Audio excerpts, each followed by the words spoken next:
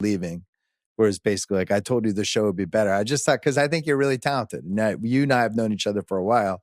Whether it meshed as a show perfectly, I don't know the answer to that, but I just didn't think that was the right way to handle it. If you're doing a debate show and you're a competitive person, yeah, why would you want me as a partner? That's bad. You want to go 15 rounds every day with Muhammad? That's one aspect of it. There are others. In other words, that's what I could tell you from my point of view. Yeah. And I also think that if you make a calculation that if you can be perceived as a solo act, really, that you can get paid at a certain level that you can't if you're not a solo act, then you'd like to be a solo act, or at least perceived that way. What's up, y'all? It's your boy, Brouu. And today we're going to be reacting to this Max Kellerman interview where he talk about his experience on First Take and Stephen A. Smith. But so Stephen A. you're in a relationship with where you're doing a show together for how many years? 4? 5. 5 years. You're with this dude every day. Seeing him in the mornings, commercial breaks, you're hanging out. Sure. And then the show ends, or the show ends with you, and he moves on with other people. And then, and I should say, I like Stephen A., and I've always gotten along with him. I didn't love how he handled the aftermath of you leaving, where it's basically like, I told you the show would be better. I just thought, because I think you're really talented. Now, you and I have known each other for a while. Whether it meshed as a show perfectly, I don't know the answer to that, but I just didn't think that was the right way to handle it. If you're doing a debate show and you're a competitive person, yeah, why would you want me as a partner? That's bad. You want to go 15 rounds every day with Muhammad Kellerman? That's just bad. It's a mess. I'm not gonna lie. That show First Take hasn't been the same since Max been gone. It's been straight gimmicky. It's been no kind of real, unless they got a Ryan Clark or somebody on the. It hasn't been about football, about basketball, about sports. It's just about who got the best crazy take. Embarrassing, So you think that was part of it? He didn't want to put the time in? Or like just wanted a different type of show? What's your take looking back to it? Has to do with put the time in. It's it's a debate show. You're ready to roll on all topics. You want to like if you're. I have an idea. This is what I want to put on TV. I want to spar Bud Crawford every day for 15 rounds, and I want everyone to see it. Eventually, you're going to say, I don't want to do that anymore. And you bring in some other people in a rotating cast. Yeah. So basically, Max saying Stephen A. Smith used to get cooked every morning, and he got tired of being cooked. That's crazy. Max did used to cook his ass. But goddamn, I ain't think Stephen A. Smith had an ego like that to where he can't tell the difference between a debate show and just entertainment. If he let his ego get in the way of that, he crazy. That's one aspect of it. There are others. In other words, that's what I could tell you from my point of view. Yeah. And I also think that if you make a calculation that if you can be perceived as a solo act, really, that you can get paid at a certain level that you can't if you're not a solo act, then you'd like to be a solo act, or at least perceived that way. Well, so like Mike and the Mad Dog are a good example of a show where it was the two of them together for a long, long time. Mm-hmm. And then all of a sudden, whatever happened. Mike got his own show and he stayed on top for Do you know who was supposed 6, to be? 7 Do you know years. who we wanted to be in Did you Mad get the Dog's call? news show? Yeah, that was the plan. I was supposed to go over and work with Mike. Yeah, Interesting. Yeah. Because I got the call. Who else got the call? I don't know, but we had come to an understanding. So you're going to leave ESPN and do it? I did leave ESPN. But not to do a show with Mike. Yeah. You did the show with Mike? No. So what happened? I think my interpretation of what happened, my analysis is, I think he realized at a certain point, they're not going to make me take a partner. Why should I take a partner? Because I'm beating the hell out of the guys across town by myself. I think when he thought they're going to make me take a partner, then it was like, okay, well, I'd like it to be with that guy. And then it was like, I don't need a partner. Yeah, that's too bad though, because I actually think he long term he did need a partner because it's always good to have people to play off of. Look, I don't need a partner either. No, But I like having one because I find conversations more interesting than just talking into the wind, you know? so And over the years you had Brian Kenny, Yeah. For a Jim while. Lampley, Marcellus Wiley. Marcellus for a I had while. great partner. And in fact, I become good friends with the people I work with because I like, Except Stephen A. Smith. We know that. Bill, you know better than anybody. We're getting away with it. If you're in this business, you're getting away with it. Shh, shh, we're talking about sports. Right. And like, You'd be doing this anyway. Come on. It's your job as a guy, like an average American guy. It's your job to follow sports. It's like literally what you have to do. You have no choice in the matter, right? Facts. Next to that, and playing the sport that you love, you can't be talking sports on national television and getting paid greatly from it. You can't beat it. That is an American dream right there for a man. You got to find out what's going on. And so how to make that experience even better? Hang out with your friends and talk about sports, right? Like, why would you not want to do that?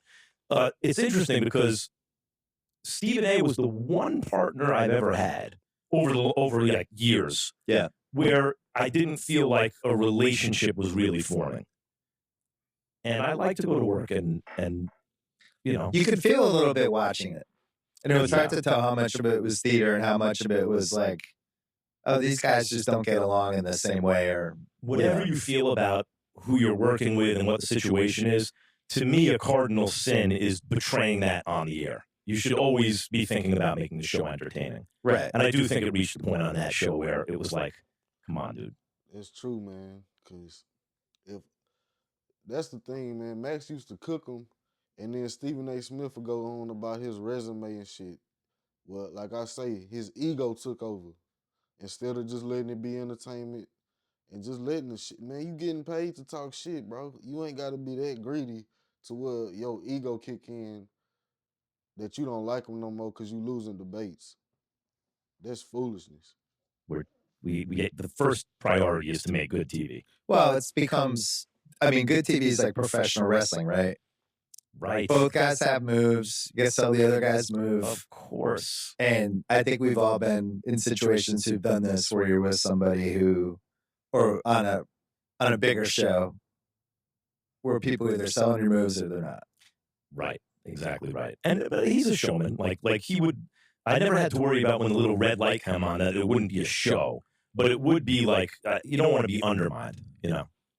Is that a fun show to do? Like, did you like doing, what was it, 2 hours a day of just 5 days a week of having to react and just be like prisoner of the moment stuff? The issue with that show is this. What is a hot take? A hot take is a counterintuitive conclusion that on TV you're going to just state your conclusion. You do analysis about a subject. You come to a conclusion that's counterintuitive. So when you say it, people will be like, what are you talking about? Give me 90 seconds. I'll explain it to you. Oh, at least he has a point of view. If there are 12 topics a day, and you have 12 hot takes on those topics, because by and large, there's a consensus about sports. This guy's good, this guy's not as good, whatever it is. This team is in the right direction, the wrong direction, whatever it is. The consensus is usually correct, right? Yeah. Sometimes, some small percentage of the time, aha.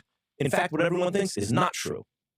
If you have a counterintuitive conclusion about every topic in sports every day, you are insane. Like, Skip Bayless is very entertaining, and I always enjoy my interactions with him privately. Yeah. He's insane. Like, you can't, you have 12 hot takes a day? Unbelievable, right? Right. You've come to 12. Hey, I fuck with Skip, though. That's why I ain't fucking with you on that, Max. I fuck with Skip. Sometimes he be tweaking with that Philly D-riding. But hey, I fuck with Skip. He very entertaining. He the sports television daddy. He started all that shit. We gonna keep it real. We not gonna have no Skip slander now. 12 conclusions that go against the consensus every single day that you're gonna. But Stephen A. has no hot takes. Stephen A. almost never, I can't think of any counterintuitive conclusions that he ever reaches. That's not his job on the air. His job is to be the big reactor to a counterintuitive conclusion. Reactor. Just, he's there to hear the crazy conclusion that his partner has come to and actually be the everyman with a loud voice. Like, you are crazy, right? And do it theatrically. So there's a lot of pressure on his partner to come up with a counterintuitive conclusion about everything. Now, how do you do that? Well, you're just making it up. You're doing it for TV. No, what you do is you take a topic, and a good producer will start to drill down on the topic and say, okay, so you agree about this. So Mahomes is a great quarterback. But what does he do well? And what does he not? And you keep going down until until you get a divergent opinion. Well, actually, I think he is good at this. No, I think he's good. No, actually, the most important player on it, we both think this is going to win it. This team's going to win the championship. We both think this is why. Drill down. But no, actually, the key player is, other than the superstar, is this guy.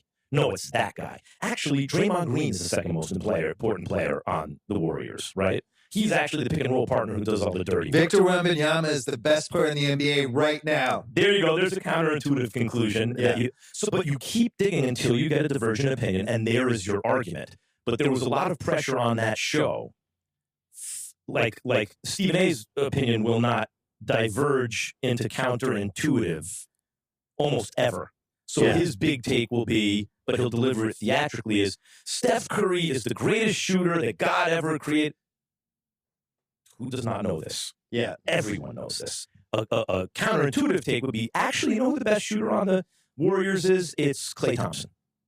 Because when I'm making this up. I don't believe this. I thought it was Steph. But I was about to say, come on now, Max. Because when you say greatest, you have to talk about high leverage moments too. And I have more confidence in Klay hitting a high leverage moment 3 than I do Steph. Something like that, right? You have to, that will never happen. So there was pressure on that show for me to keep digging until you hear something you think is crazy. This is the perfect example. Damn, so basically he's saying he was set up to be the bait to say the dumb shit, while Stephen A. Smith get the glory for saying the most obvious shit ever. That's kind of, so the shit kind of scripted. It's WWE type shit. So that I can't really take that show seriously like that anymore. It's become just straight pure entertainment instead of being informative and while entertaining. Example of what you just said. Jalen Brunson is the best Knick of all time. There you go. Do you believe that? No. Okay, then you can't say that. It's arguable though. But you have to keep digging until you find the thing that Bill Simmons thinks is But actually I'm saying true. on those shows, if I say that in a production meeting, they're like, "That's amazing." They'll go That's nuts. But segment 2. Let's but do you it. should not say the thing you don't believe. You know, you should stick with, and that's, so the difficulty with me on that show was it was a lot of work to keep digging until I said the thing that I believed that would also get a reaction. But on top of it, they're telling you Cowboys, Lakers, Knicks, Yankees, like it's all the big teams For good reason. over and over again. That's the red meat. You fish where the fish are. Like right now, the Cowboys having a little run. It's perfect because it's actually reasonable to talk about them. I remember when I was doing Countdown, they're trying to make us lead with the Lakers all the time because that's coming from Bristol. Of course. Lead with the Lakers again. It's like, well, can we lead with Memphis? They just traded Rudy Gay and the team's better. I would It's tell a really you, interesting no, first act. do not lead They're with like, Memphis. talk about Kobe, Kenny Meg, how high can they get? And then we'd have to do that segment again. Of course. And that's kind of the ESPN Red Meat philosophy. By the way, the first thing I said on First Take that drove everyone nuts was Tom Brady's going to fall off a cliff, right? I remember that. That made me angry. Yeah, and the part that I didn't like, and I apologize. And bro, you was wrong as a motherfucker too. Don't be trying to act like you was right, nigga. I think Brady went and got 2 more after that. So do not try to be acting like you right, Max. Apologized about it the next day, and they didn't like it on the show when I apologized, was I said he's going to be a bum in short order. But I was just being I was talking the way you talk in a barbershop, right? I didn't really mean it. I just meant a guy, just a guy, a jag is what I should have said. But it was just based on every quarterback who ever lived. Is this a defend your meme? Yeah. I was wrong about that because on every Thank you, Max. Fuck, I thought you was finna double down on that dumb shit. quarterback who ever lived after the age of 40 or 41, they fell off a cliff. Yeah. he kept going. The odds were that I was correct in That's what I was LeBron saying. right now. Right. They're Odds redefining are stuff. he's just going to keep getting hurt, have small injuries, and his body's going to break down the way Karl Malone's did once upon a time. Correct. But when I said that about Brady, they loved it because that would get traction, right? Because you still remember it 15 years later. Well, it's what can get cut into a social media clip, which unfortunately is a lot of the economy of these conversations. Right. Like you say things on your podcast, I'm sure, all the time that get repurposed. And it's like, because again, if all you see is the counterintuitive conclusion and you don't have the analysis of how you got there, then you just sound crazy. Well, a good one is like we always do the NBA over-under pods, which I've been doing since ESPN, where the wins, the over-unders, Sure. and you go over-under. You're hoping to, like in NFL last year, I went 27-5, which will never happen again, right? This So year, that's I'm probably closer to 17-15 this year. It's still not bad. But you're making the case for each team. You're not going to be right about all of them. And then if they, like, I thought the Vegas, I couldn't figure out who the 7th AFC playoff team was going to be. And it was like Vegas, Indianapolis, Jacksonville. So I just went with new coach, Pete Carroll, following Antonio Pierce. Easier schedule. Maybe that's 9-8. I picked them. Sure. They're going to go 2-15. Right. You could cut out the argument I made for them into a clip, and it's probably going to be really bad. But you could also take the argument I made for why the Pats, I thought they could be a playoff team. You can cherry pick all this stuff. But if you hear I ain't gonna lie, even I'm gonna let this keep going. You can't explanation go is crazy different. about it, is my point. By the way, let me say something else about that. If you do real analysis and you always come to the intuitive position, your powers of analysis aren't very good, right? You're overly affected by group. You're talking about, it's like that you want to have a smart zag every so often. Well, I don't think you even have to look for it. Just on that part, bro, y'all let me know if y'all homeboys always on y'all ass about when y'all wrong about something, but they don't never say shit when you right. And that's the exact point about how you can clip that Raiders clip about his prediction. If you got a prediction on something, you gonna be wrong. But yeah, that's the end of the video. In my opinion on this one, I think Max basically giving his side of the story of why the first take things didn't work out. And hey, I'm on Max's side, bro. I kind of saw Stephen A. Smith ego Max all the time, little bro him, constantly bring up his accomplishments and try to belittle him. And hey, Max used to cook him, and he didn't like it. But that's it for today, y'all. Make sure y'all like, comment what y'all think, and subscribe for more. Peace.